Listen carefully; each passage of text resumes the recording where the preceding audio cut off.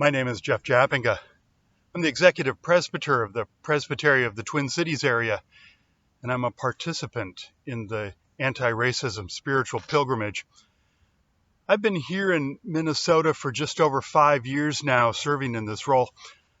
I've had a lot to learn about this place and its stories, especially including the people who preceded us here by centuries.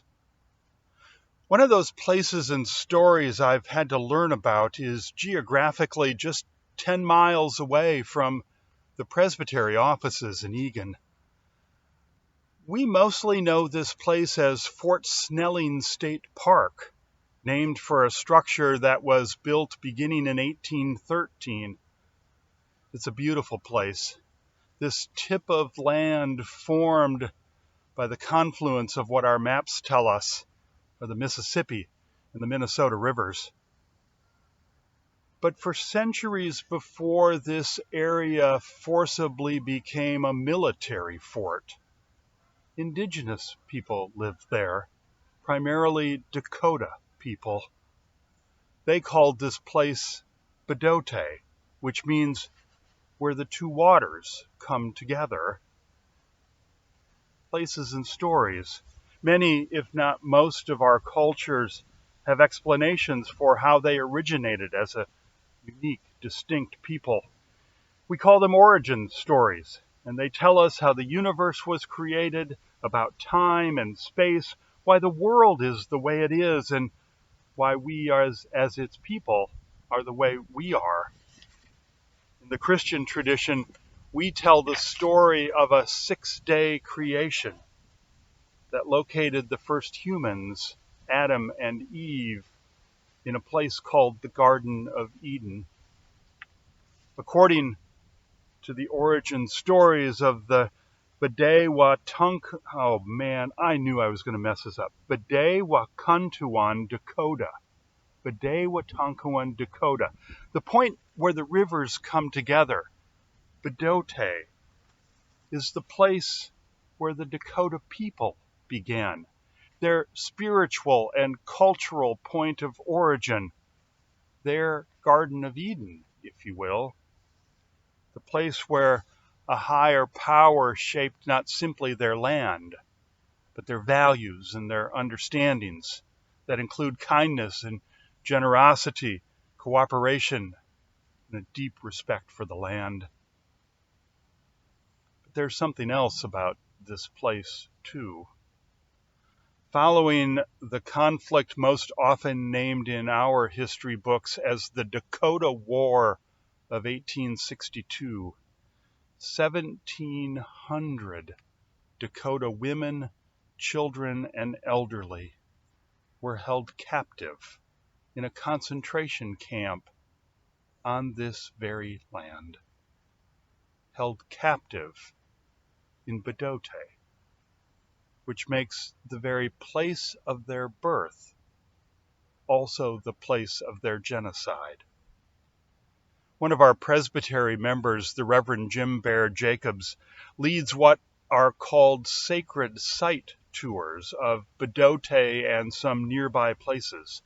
He does this through the Minnesota Council of Churches, telling the story of the native people here, both their origin and their forced expulsion. It's how I learned much of this, standing there with Reverend Jim Bear Jacobs, experiencing from him firsthand this story. To work in and to meet at the presbytery office, then, is always to understand that we are near sacred space. And its sacredness comes from the people who were here long before Europeans or Presbyterians. We work in Eden, and like in our own story, we know that this is a place spoiled by sin, our sin. The spiritual pilgrimage has invited us to understand in its first section, to understand the history of the land and its peoples where we live and where we work, and to seek to understand our place in that history. And further, not sit just to understand, but to acknowledge those who have long inhabited the land on which we live and work, not just to make us feel better or worse, but to take action and to bring change. And so, in response to the spiritual pilgrimage, I'm challenging myself to take action, to more intentionally bring these words and understandings to the many meetings that I attend. These words: today we work and live on the ancestral lands of many indigenous people, primarily the Dakota people.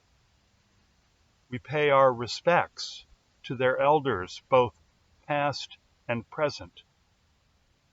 And in doing so, we are compelled to consider the many legacies of violence, displacement, migration, and settlement that brings us together here today. I don't know that these are the right words for what we call a land acknowledgement. The presbytery needs to reach out to Dakota leaders and ask them what these right words should be. And we need to continue to say them so that the land and its stories remind us, remind me, I have a long way to go on this journey to invite the influence of Native people into the church's life, rather than marginalizing their perspectives and voices and presence. This is our continuing work. This is certainly my continuing work, and I pledge to do it. May I not forget. Thanks for spending this time with me, and thanks to the organizers of the spiritual pilgrimage for challenging us all to become more anti-racist and more attentive in all that we say and do.